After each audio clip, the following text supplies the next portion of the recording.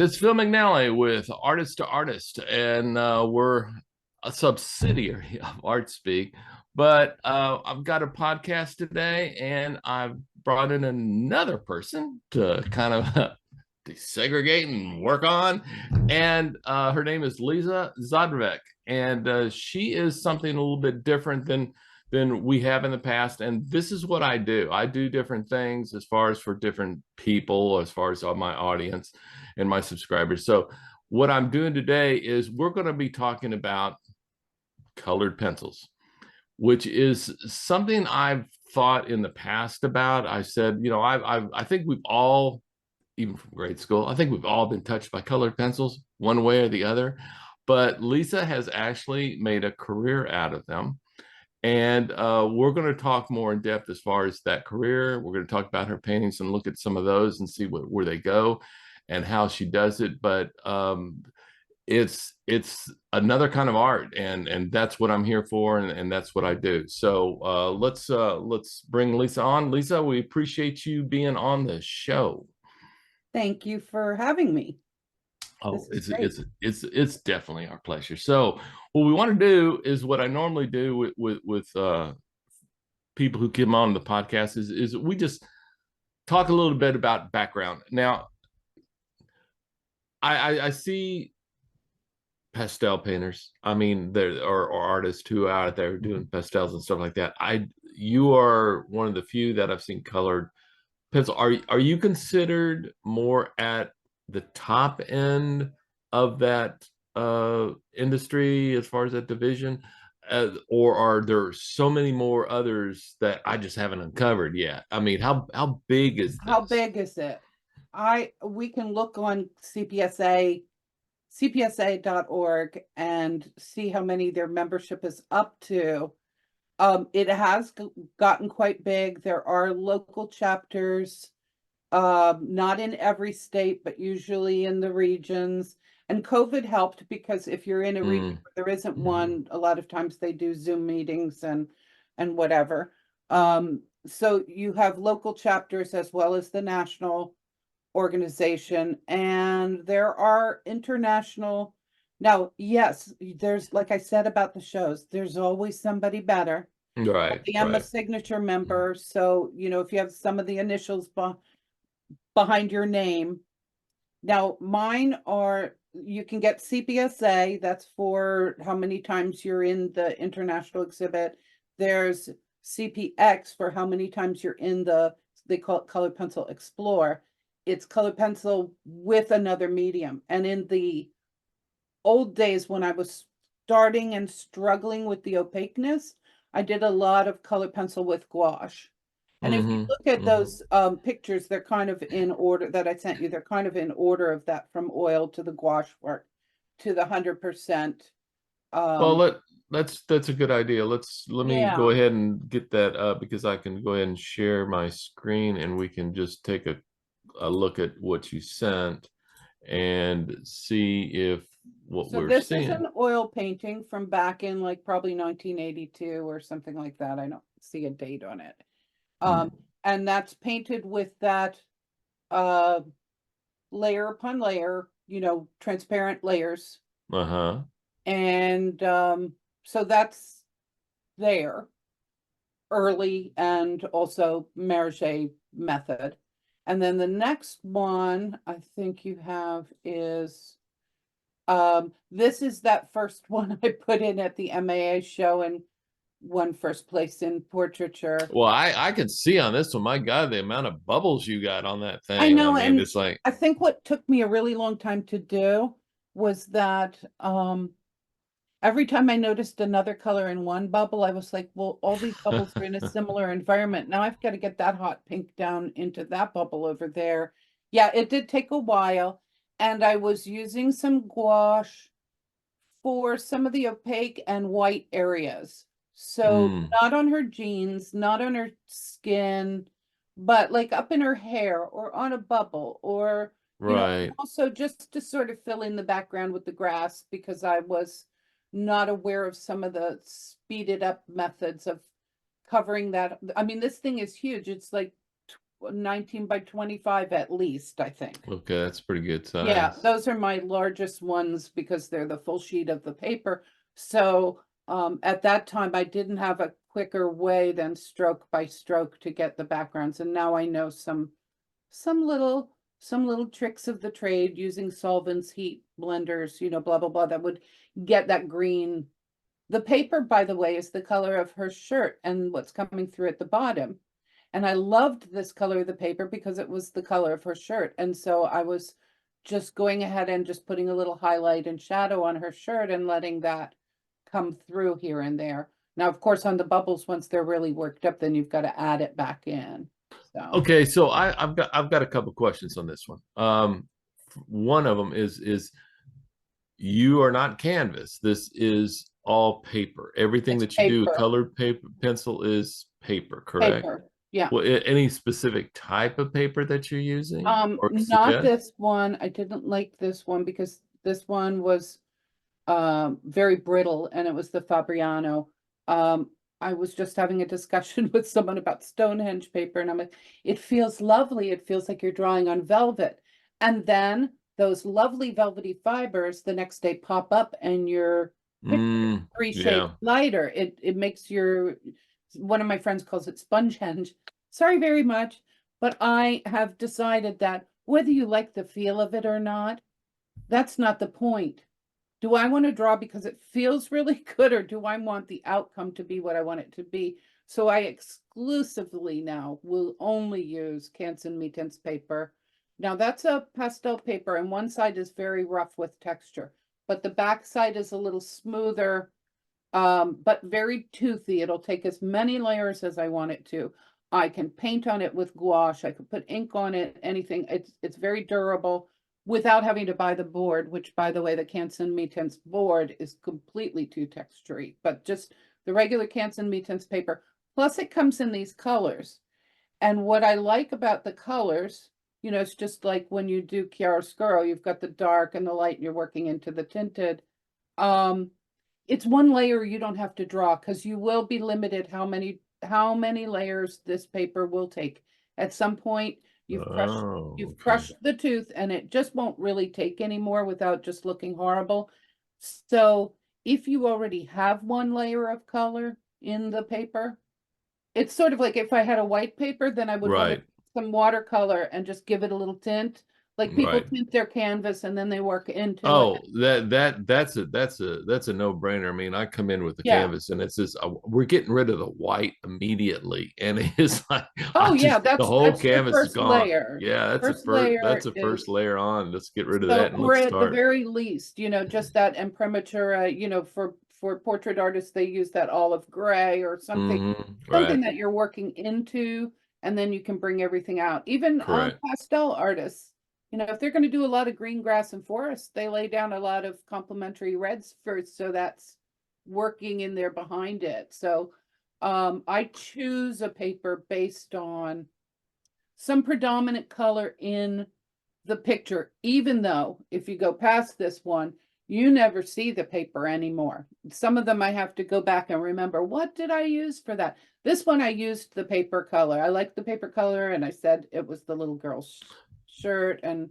So what you're saying is that you chose this paper based upon the what I tint was going to, that it already had in it, or that did it come in white no, and no, you no. I tinted out? chose this. I chose this paper because I'm going to do this girl. She's wearing that shirt. I'm going to have green grass and lots of bubbles. And so this paper will, work with the color scheme. And I had decided to leave some of the paper showing through. So you belated the point of the a paper product itself, which artists, say I use linen canvas or I use cotton duct or whatever. You don't look at it from that standpoint necessarily, saying I've got to use this manufacturer paper and this type of paper at this weight or whatever. Yeah. You actually go into it and say, well, look, here's a paper that works. You're Well, I did then, but after experimenting, the end result is Canson Me Tints has more colors than all of them. If you want a color, they also have white, they also have black, whatever you want. They've got the colors, but they've got the texture and the weight and all of that that I need. And the other papers are not, I don't have confidence that it's Okay. going to come out well if I draw on something just because, oh, it feels like velvet to draw on. Yeah, but then Yeah. then the pigment disappears. Or So this one from was brittle. It was like it was kind of cracking. I can't remember because it was a while back whether it was under the paint or whatever, the use of moisture. But right. the paper itself was, if I did one more thing to it, I felt like it was so brittle it was going to crack, and I'd have cracks in my paint in my paper. So if I'm hearing you right, from a colored pencil artist perspective, I will know what I'm going to do an artwork from. I have my idea, I have it sketched out or whatever, and I've got it in my head. And now I need a paper. So I go get this paper and I'm looking for basically a background that's going to work with it, that it's going to Not work with what's, not because what necessarily. I'm saying is that if you go into it from an artist standpoint, like I said, from an oil painter standpoint, I've got a white canvas. All of my canvases are white, and then I just put whatever I want Whatever on it. color. Right, That's why exactly. with the Canson Me Tints, you've got all the colors you can think of. I mean, But that's what you pick from. You pick from a I picked color. from, yeah, I have their swatch book right here, and I can pick which shade of light blue do I want. I see 6 of them. Interesting. And Yeah. is that easier than taking your pencil and taking a white paper and then just doing a whole background of green on it? Or I Okay, mean, so different color pencil artists work differently. And some of them, especially if they are simply copying the photo, even if they photoshopped it into their own idea, that you will see them work from the upper left-hand corner down to the lower right, so their hand never smudges it, and they do inch by inch. And I'm like, I can't work like that. yeah, On top of yeah, that, yeah. to copy a photo, my Epson printer does that. And just like the German girl said, I already have the photo. What do Yeah, I I need already have that the for? photo. That's right. Okay, Yeah. as a painter, as I go along, I am deciding with these background bubbles, is that one on the ground or is that one floating behind her? Mm-hmm. And I didn't plan that before I started. All I had was a little girl I wanted to draw, and quite frankly, her face and body were from different pictures, and so were the bubble color. That's And there what was gets me about this nothing, painting. none of this. She didn't have bubbles Right. or And that that's stuff. what I'm trying to figure out. This painting is quite unique from my perspective because, well, for one thing, from a colored pencil perspective, the white matters. And then how did you come up with all of these bubbles? I could see how you come I up with the like to girl. stare at it and say, are the bubbles rising or falling?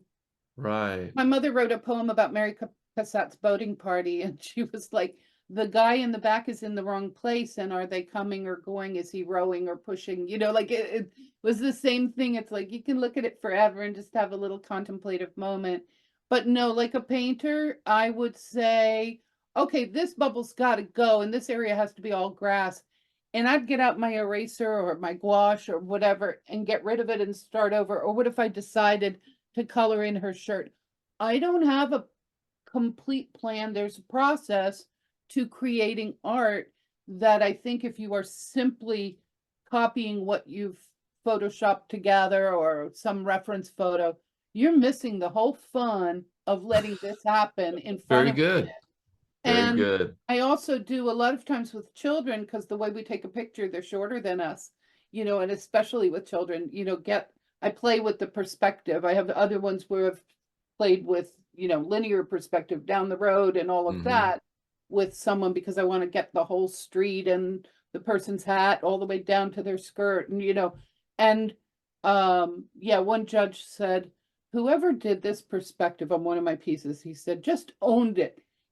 And you have to own your picture.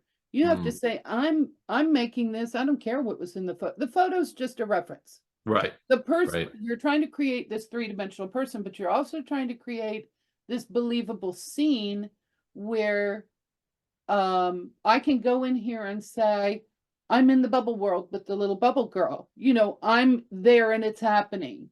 Did it really? Are there mistakes? Are there anatomical things that couldn't really happen or whatever? Probably. But I stuck you in this bubble world and you have to believe it while you're there, while you're That looking at it. Yeah, you know. that is great. That is simply amazing because it does reflect a lot of what were you thinking and where were you at and how far along was it, and all these came into play as far as what you're saying, which I have a hard time with because I'm kind of a little bit in that other tribe to where, yeah, in today's world, take a shot and put what you want in it, and then that becomes your reference, and then that actually becomes a copy, and you're from the other world I'm of the from the world tribe before of, Photoshop. right. We didn't You have create, Photoshop. you're creating this, and it Right. shows creation. I mean, that's what I'm saying. We That's what I'm had saying about it. photos and we used to take that old school overhead projector and we could project something on Right, campus, right. you know, if you wanted to do that. But we didn't have printers in our house where we printed out things and Right. fixed them and did all that. It's a different world. It is a It different is a different world, world. but you know, on the one before that I said was back from the old days, you know, the girls weren't there with balloons with the skyline of Venice behind them, No. nor did they have any clown makeup on. It was just two little girls. I had a commission to paint these girls, and that commission was different. But while I was hanging out with them, the one girl gave the other one a hug, which I thought was sweet, and there was all this sunlight. And I just did something fun with it, with the balloons in the background and whatever I was doing. So Well done. It was well done. Let's go further on because yeah, that go further on. this is another one that you've done, So now the this rabbit. one is tiny. So if it looks big on your screen, it's like 9 by 9.5 inches or something like that. And it was a moving moment for me personally because it was my daughter and what she was going through and her protector rabbit Nix, who would bite the heck out of you if you got near her, and the slanty landscape where she could just dash off into the woods at any moment and be gone. And you know, when you have teenagers, you go through those moments. Oh So yeah. so the look in her eye and all of that, it's very powerful. It took me maybe a couple of years I always wanted to draw it when I took that picture of her because that look in her eye that she had and the whole emotional thing. But it took me a while to get a grip on my emotions to be able to do it. And yeah, and then I called it looking back, and everybody thinks it's because they're looking back at us, but it's not. It's me looking back at that time. Because you know, they Interesting. grow up to be adults and then they're like your best friend and everything's fine. I But wonder how that works. You know, it just kind of strange at times of all. and then this is her best friend, but this girl reminds me there's a side of her that I can relate to, that you know, this whole cold stark landscape. And these were actually, I wanted to put her in dragon wings, but there's no such thing as a reference for decent dragon wings that would work like dragon wings would work and look beautiful. So Right. that's why they kind of bend. But the most Hmm. beautiful wings are the moth wings, not the butterfly wings, even though everybody calls it butterfly girl. It's little wing, like the Jimi Hendrix song is what I call it. And everything on her that she is wearing is creative. The colorful wings, the rings and everything were handmade, like the knit and the crocheted things that she's got on. Right. And if you're in that big bad cold world and all you've got is your creativity, you know, the purpley cold and the intensity of her, I just, you know, somebody offered me, I still have this picture, by the way. Somebody offered, How big is this? How big is it's this? 19 by 21, I Ooh, okay, that's a good size. 20 by 21. That's It's a good just, size. I was playing with this, not a square, but not a square, just a little off a square. Uh-huh. So there is a little length to it, which is a little less tenths than being an actual square, which would look wide. I Mm. do that with my squares sometimes. So just a thing, you know, if you went to art school. don't make squares. Now squares are cool, but squares are tense. Just like Yes. something Yeah. dead center, and I was just noticing. So I've got her eyeball almost dead center, but not dead center. Well, in the last two, I can see where your portrait skills come through. I'd always look at Yeah, I portraiture, mean, portrait artists. even if you have a photo of somebody that's highly, overexposed like this one or whatever, if you don't know how to form a mouth, and I was looking at some poor soul's portraiture progression the other day on Facebook, and I thought, here's what happens when you simply copy the photo. You flattened it. When you simply pick colors at random because they match your photo reference, you're wrong because you don't know your Zorn color wheel, your Zorn, Mm, which by the way, I was thinking this was Anders Zorn, 19th century, blah, blah, blah. It's actually called the Apelles uh, color wheel, and it's from the 6th century BC. Some Apelles, I want to say Koh, I can't remember, some, old ancient Greek artist came up with this color wheel. It's been used forever through all Renaissance and everything else. It is the portraiture color wheel. It is made with 3 colors. Now I can go beyond that. If the butterfly girl, she has right down her the Terminator line of the shadow. I put in neon pink and yellow. You can play with it. You can put in highlights. You can throw it out the window and make her shoulders purple. But you've got to understand what's under there, to say, I've got a basis for what I'm doing. I've got some kind of understanding of what skin is made of. So here we are, 28 translucent layers. I'm going to be a cosmetologist. And underneath you've got your red blood and your blue blood, right. flowing through your arteries and veins and everything. And you've also got the warmth of whether it's in your Mm, skin tone, but maybe the light. So you've got your red, blue, yellow, you've got a color wheel going there, and you have those elements. But what exactly they are, if you pick up cerulean blue when you need ultramarine blue mm-hmm. or a phthalo or whatever, Right. you make a completely different sky. Mm-hmm. And if I have the wrong purple that's made of the wrong blue or the wrong yellow and peach and whatever, and it's too canary lemon yellow and it's too greenish, I can't put that in my hair. That's not what blonde hair is. Right. I've got to go with this sort of natural tone of of colors. So there's As think far as what what I'm the bringing to color pencil that I don't fault anybody else who's there are people who copy photos like I probably couldn't, because by the way, I have an essential tremor and it's like I get a shaky hand from time to time. They do beautiful skilled work and whatever. But what I'm bringing to a color pencil world that a lot of the more self-taught or modern day artists, the way they learn what we talked about before, picking up on YouTube and all that, is I have got the academic knowledge that I'm going, okay, I can look at this pencil and these 2 blues and tell you which one was made with the ultramarine and which one was made with the phthalo, right. you know, Right. because Right. I know what that means. I mean, the people, Mm-hmm. I've taken some of my higher level color pencil students that I've mentored and send them off to oil painting class so they'd start to get it a little bit more. Well, Talking about. it comes to that. I mean, if you are trying to progress as an artist and you say, okay, I've been hobbying it for so long, and it's like, okay, I want to get further on.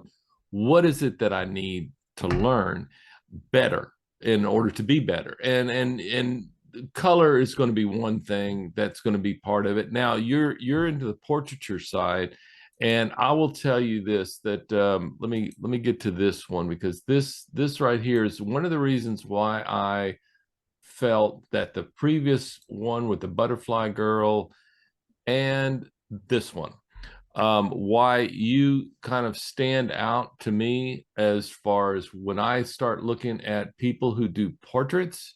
You mentioned you're in cosmetology and you got the skins, the reds, the blues, and everything else underneath the skin. I look at another thing. I look at the first thing I usually look at and say, are you a portrait artist or not? Of course, proportion between those two contexts are gonna be one thing anyway. You got to have the right proportion, but the eyes, the eyes.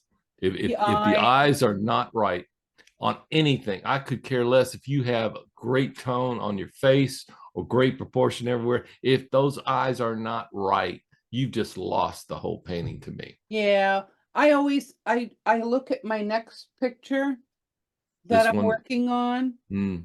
and I go, oh my gosh, this is so much better than the last one. Well, we all Go say back that. and All artists, all artists are going to say but that. the They're going other to say that. thing that I think this one is pointing towards where I'm going from maybe from the butterfly wing girl on, well, maybe all the ones I sent you, is that there's something in my work that is still that frustrated writer. There's a story. I'm not telling you the story. This is just the cover of the book. Let somebody else write the picture's worth 1,000 words. You write the 1,000 pages, but there's a story and I may hint at it with the title. A lot of times they're lyrics of the song. If you remember the Peter, Paul, and Mary, If I Had Wings, Oh you can yeah. take every lyric. When I got done with this picture, I sent this little girl. I was like, I'm finished, and here's the lyrics to the song I was singing in my head while I drew There you. you go. There That you go. song was so her, and it was just a young person saying, if you don't get me, then I don't care, I'll fly away, like it's it was perfect. and Sweet, sweet. and just like the little wing has, there's a quote in there that says, you can take everything from me, but it doesn't matter, you can take everything from me, but you can't take this, you can't take what somebody is. Right, And that's right. the little wing. So sometimes I may hint at it in song or whatever, but they all have a story, and you spend so much time. This is 12 by 12 inches. It's not very Mm-hmm. big. Mm-hmm. But you spend time with this person looking in their eyes, which is where I always start, by the way. I can't do the mask thing where I did the skin and I added the eyes. I put the eyes in and then things build up in layers, just like painting, and things get changed and erased and moved, and just like painting. And Lisa, I do appreciate you coming on board. This has been quite the thank experience because we're just you. kind of getting the colored pencil look Great and conversation. Thank you. My no, favorite subject. I can talk all day. yeah, well, I when it comes to art, I can talk to these artists all day too, and unfortunately, I don't always have that time. But Lisa, I'm glad that you came on.